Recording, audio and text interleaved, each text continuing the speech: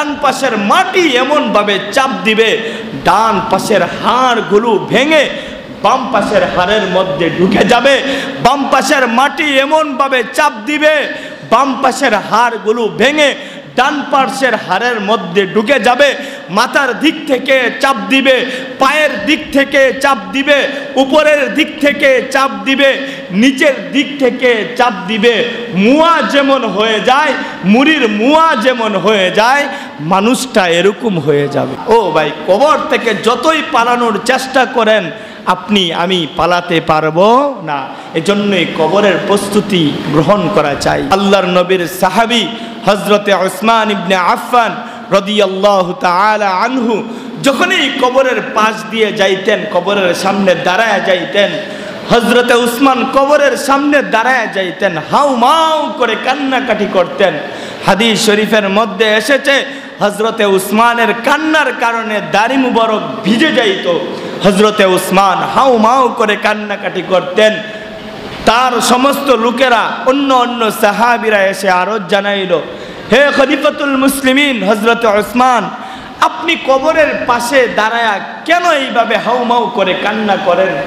কবরের সামনে দাঁড়ায়া আপনি কেন এত কাঁদেন?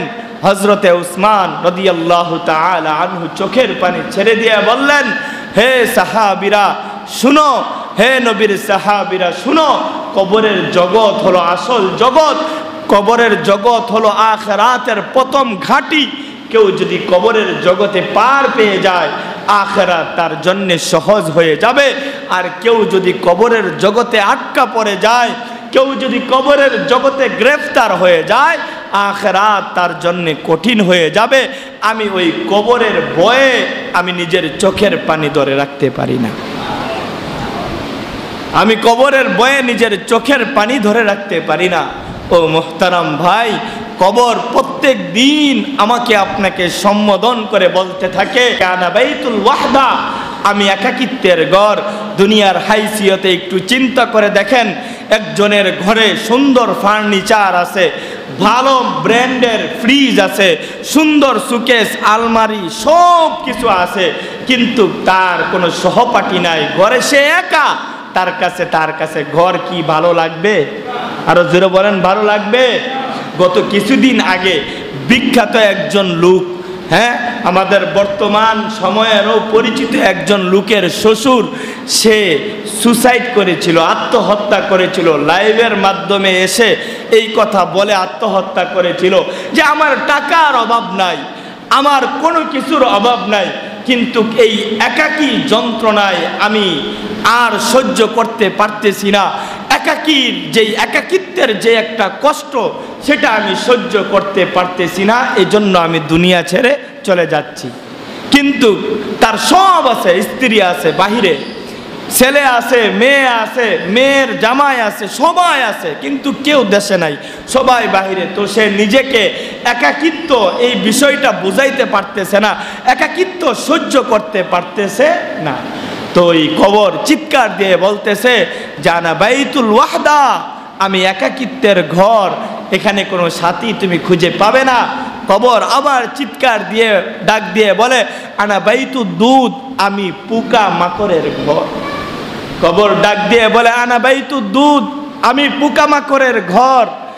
দুনিয়াতে মশা যখন একটু বেড়ে যায়, মশারি টানাই, কয়েল কিনি, তারপরে আরো কত ধরনের স্প্রে ব্যবহার করি।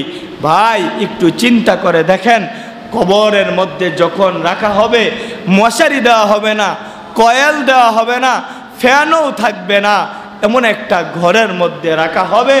ওই ঘরের মধ্যে মাছি আছে, মশা আছে, বিচ্ছু আছে, সেলা আছে, সমস্ত ধরনের পুক আছে। আমি আপনি কিভাবে সহ্য করব দুনিয়ার মশার কামড়ে? অনেকের এরকম হয় যে সারা রাত ঘুম হয় নাই, কারণ মশার কামড়ে ঘুমাইতে পারি নাই। একটু চিন্তা করে দেখেন, যেই ঘুম, দুনিয়ার ঘুমের শুরু আছে, শেষ আছে।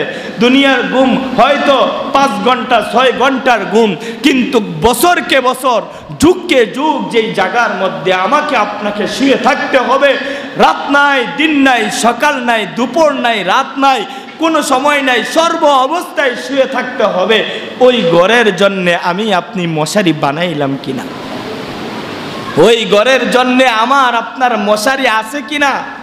ও মোহতারাম ভাই, কবর এরকম ভাবে চিৎকার দিতে থাকে আর বলতে থাকে, কবর প্রত্যেক দিন চিৎকার দিতে থাকে আর বলতে থাকে যে আমি কিন্তু ভয়াবহ।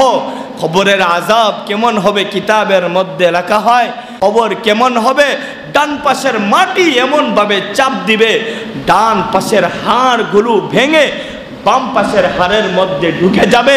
বাম পাশের মাটি এমন ভাবে চাপ দিবে, বাম পাশের হাড়গুলো ভেঙে ডান পাশের হাড়ের মধ্যে ঢুকে যাবে। মাথার দিক থেকে চাপ দিবে, পায়ের দিক থেকে চাপ দিবে, উপরের দিক থেকে চাপ দিবে, নিচের দিক থেকে চাপ দিবে।